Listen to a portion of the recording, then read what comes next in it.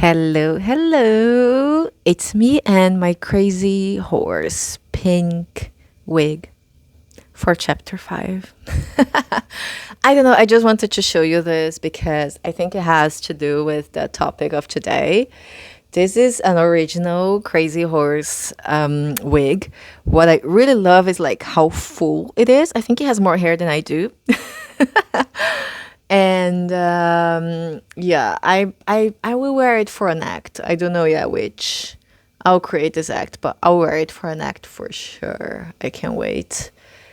Um, and it has everything to do with the topic I want to talk about today. Maybe I'll just leave it here close to me. What a weirdo. So the topic today is chapter 5, and it's all about negative thinking. And that's actually a new concept for me, but I must say it works wonders, especially if you are super positive like I am. And the one thing that really is triggering for me is regret. um, yeah, it's a very interesting topic. I have a few moments, that I stop and I think about it, and it's so true. And I even struggle to. I feel like I'm very empathetic, both. But there is one thing that I find, there is a few things that I find very hard to understanding other people. And one of them is the lack of drive or passion. Because, yeah, I don't know, how can you be your whole life and never have something you want so badly that makes you wake up in the morning thinking about it, and drives your day because you want that, and then you go to bed with nothing left in your tank because you put all of your energy towards that thing. And maybe even other things, quite a few things actually. I have quite a few passions in life. But I know some people don't. I know some people just live day after day, kind of at the same level-ish of no really obsessions and not really big hates for things. And yeah, it's a very strange way to live for me. Fight me. No, don't fight me. I'm not a fighter. But it's just maybe an unpopular opinion. But either way, negative thinking and how it can help you. First thing is, what is negative thinking? As you know, I'm very positive, and I like to think of all the things I'm gonna do and all of the happy things. I'm the queen of positive. You're gonna come to me and be like, oh yeah, this bad thing happened, and you give me 2 seconds and I'll turn back to you. Oh well, yeah, but at least, now this. And sometimes I hate this because I want people to feel safe, to also be sad. And sometimes even myself, I'm like, I can be sad for a while. I'm allowed to be sad. It's safe to be sad, as, a recurrent topic in this channel. Recurring topic. But it's simply also my natural state. I'm not forcing myself that, and I don't force that on other people either. But my natural state is a state of bliss. Bliss, I want to say. So my whole system wants to come back to that. That might have played a role in general in choosing and picking, things that I wanted, because if you want to stay in a sense of bliss and you pick a goal, a target that's way too far from you, you might have to struggle for a while, and then you might dream a little smaller just because of that. So, of course, it has some, I would say, bumps. It has some pitfalls. It has some pitfalls you have to be aware of. But at the same time, I really like this way. It's not something I would change, about myself. I like being a positive person. And just so you know, I'm holding this because it's one of those, we are doing the heat wave. And I got this from my beautician when I did, my lips. And it's just cooling myself down. Sometimes I open the door, my fridge is right here, just to get, some cooling. But okay, I'll survive. I'll survive. It's not going to last forever. So, what is the negative thinking then? I noticed that positive thinking, even though it's great and it's my most natural state and where I live 95% of the time, only gets me so far when I have dreams that are bigger. When I have dreams that are like pretty achievable, not something that you write on a piece of paper and you're like cringe because, whew, this looks so far or so far-fetched, and which is, by the way, the dream I think you should have. Stuff that you write down or you think of and immediately you're like, ooh, who am I? That's the kind of dream you should be having, I believe that. So, for those, positive thinking will do. But for those things that are really bigger than you, for those things that you gotta have a level of confidence to believe you can do it enough to actually give it a try. So let me try and give you a more, I don't want to say relatable, I want to say less abstract example. So for me, and I'm telling you the very truth here, I wanted to, I would say, I wanted to have the things that I have nowadays or be the person that I am today. A leader who is comfortable at her role, who takes responsibility, who acts from the place of love that I really believe is the best place to act from, and to be a performer and have a career and etc. This is a pretty comfortable dream, right? Because I'm not talking about huge things. It is big, but it's not something that I'm like, that will require a lot. This is something that I can work on, I don't know, part-time, let's say. And I've achieved a lot, but it's still quite comfortable. And there are places, because everything, regardless of which industry you are, which area, or if you're talking about a hobby here, like where you are, there is levels and levels and levels. So, of course, in burlesque, you have many levels. You have a baby, like you can be a student, and be at student showcases and newcomer shows and all of those, for a while. Or your whole career, of course. And that can be totally fine. And by the way, there is no right or wrong here. I'm talking about personal goals. And I'm talking about myself, personally. And then there is kind of a level in which this is your life. As in, that's how you make your money performing, and you have costumes that you look like, and you don't see that thing every day.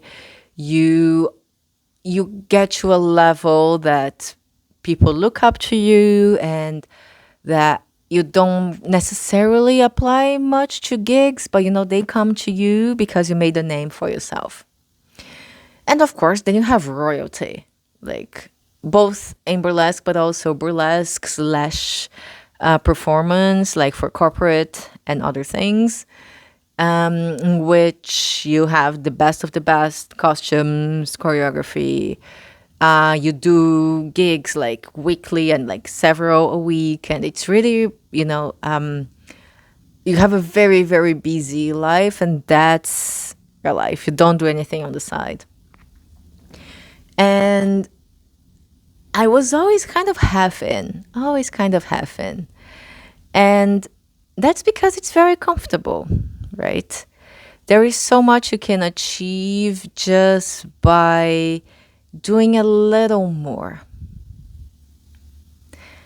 And I feel like one of the reasons why I chose that was probably because I was afraid of dreaming too big and never getting there. And somehow during my journey, I kind of lost this fear. Or maybe I decided to erase it. I don't know. Because though I'm filming it right now for you, it's August 2026. And I don't know where I'm going to be a year from now. And maybe I'll have achieved some of the things that I set myself to. Maybe I won't. Actually, I don't believe I won't. I believe I will. But the thing is, I really don't know the future. I have goals that are so big that I feel uncomfortable saying that I will achieve them, which is exactly what I want. I was always the kind of person to just be happy with what I had because I've always had a lot since I started burlesque. I've always had a lot. And I was like, well, I have everything I want. And then I kept telling myself that for the longest time. And it was pretty good. It was pretty good, and I get that.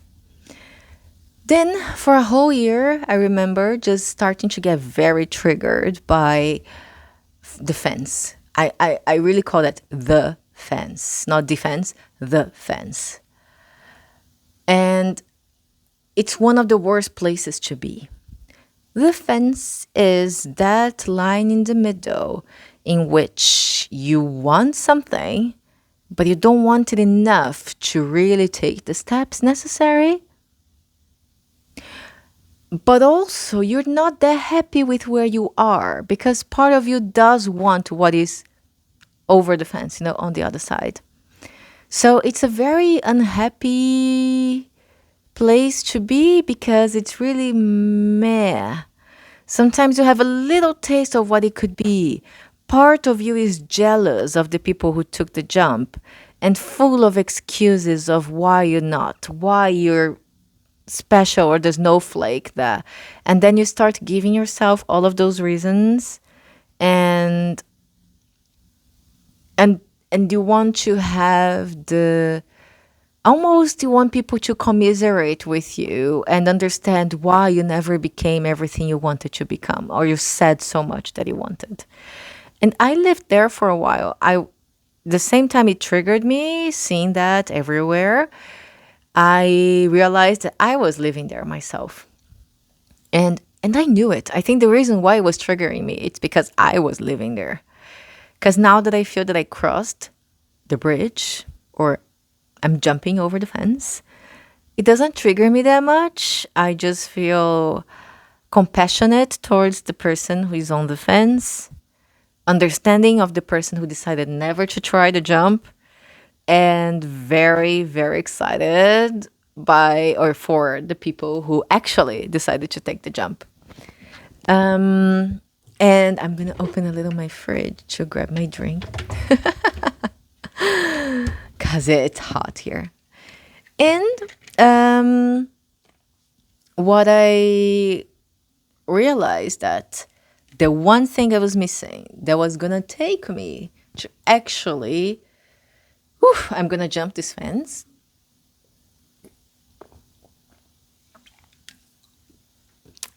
was negative thinking.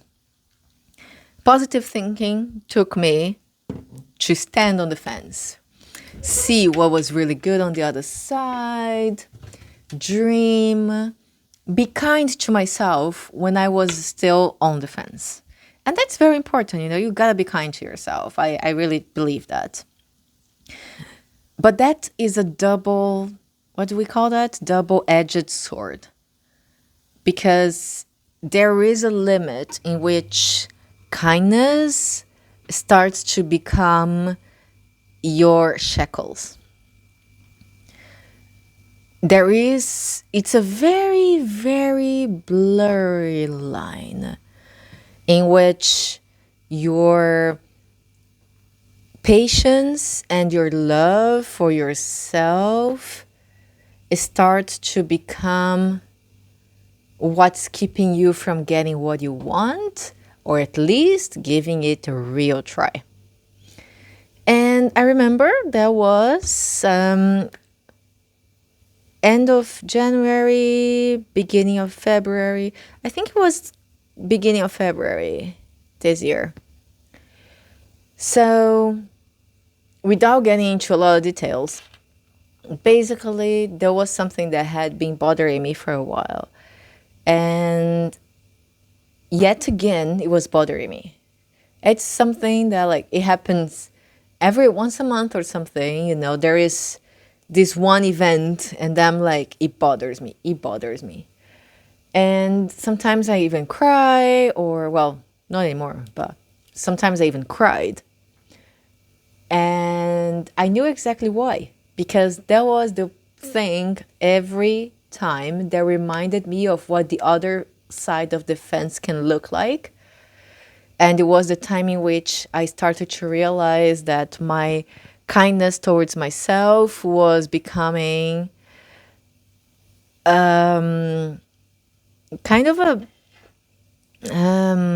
want to say clutches that I didn't need because my leg wasn't broken.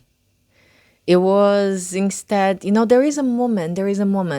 I'm trying to find the words to describe it, but there is a moment in which you realize that you are not being kind to yourself anymore. You're starting to become the excuse, and then you're starting to see yourself less and see as less of, because your kindness starts to be the excuse, so you don't believe in yourself anymore. So there is a difference between, oh, I have to be kind to myself, so I don't want to overstretch because I don't want to burn out, because I want to be doing that for a while. Like when you exercise, right? There is a beautiful limit that you're pushing yourself enough because you want to give up, but you still have you still have something in your cup that you can still give that. And then there is a moment in which your cup is actually empty and distracted by my nail. And then, which are gorgeous, by the way. And there is a moment that your cup is actually empty. And that can be very tricky to realize. Yeah, I think that's the best image I can put. So sometimes when our cup is only half empty, we are already telling ourselves, oh, poor thing, like, actually you can't do it. Look at your circumstances. You were born like this, or you were like this, or you have always been like that. So we start to create these excuses for ourselves. And that's not kind. That's pretty much putting yourself down because you're not trusting, there is something so special about tough love. And we should learn how to tough love ourselves. I think that's the thing, And of course, there is actual empty cup. And you don't want to go over that because then you're going to actually, have a burnout. But you got to fine tune that. You got to find that spot. It's going to be different for everybody. But I found mine, fortunately, because I was coming back home and I remember being pissed off. I remember crying. And I remember saying, that's enough. That's enough.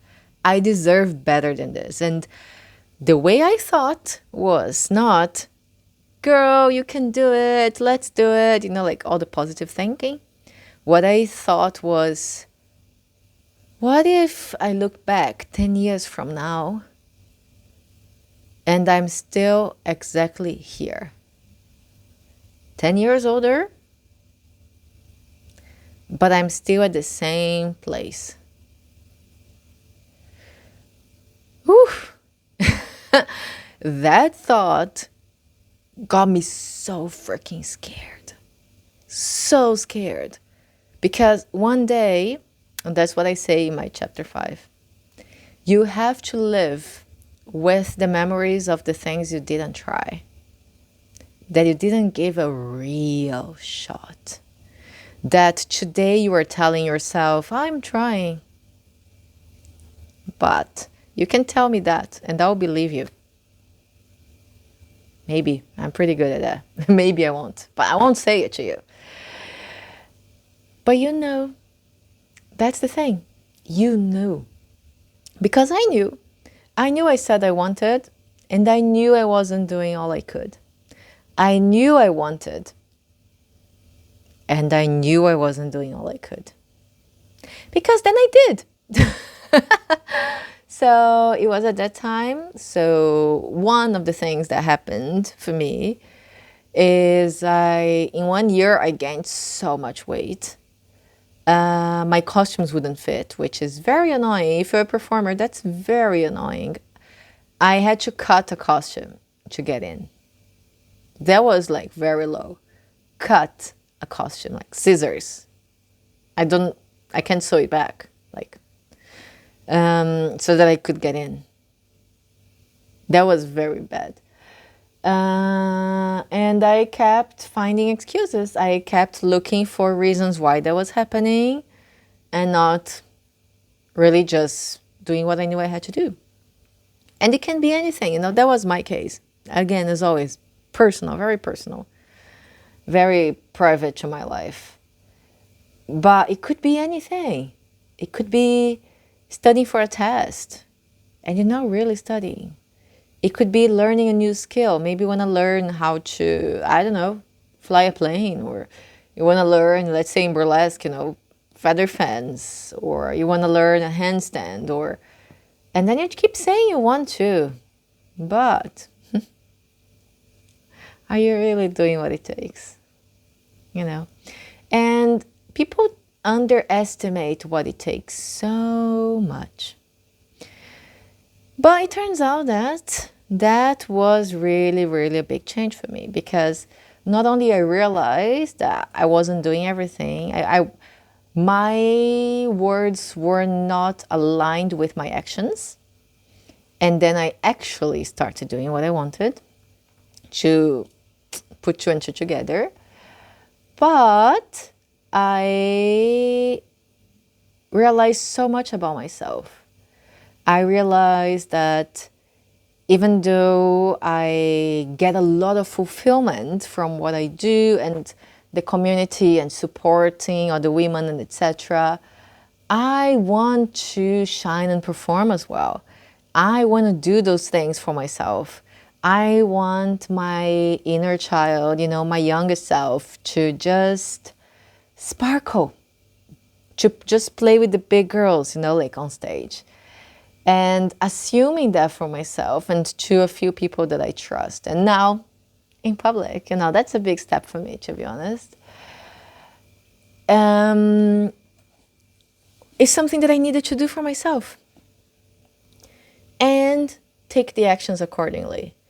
So just the sheer fear of looking back in time and then it actually being too late, that got me moving quick, I must say.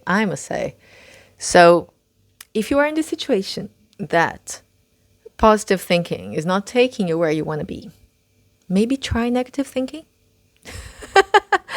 Think about that. Think about years from now, when the window will actually have passed. Maybe I'm wrong, maybe in 10 years from now, I'm like, oh, actually, I could have been doing that today. Who knows? But I don't know the future, that's the thing. But this image of being there, looking back and being like, shit, I literally wasted 10 years, 10 fucking years of my life saying I wanted something and never actually doing it. Similar to these videos.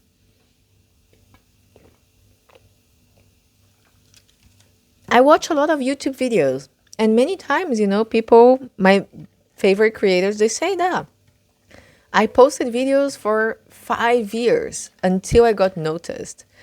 It's like, yeah, if I had started 5 years ago, I would be on my fifth year. But again, I kept telling myself that I wanted that, but did I want it enough? What if I look back 10 years from now and I actually have 10 years worth of videos? What if I look back 10 years from now and I never done it?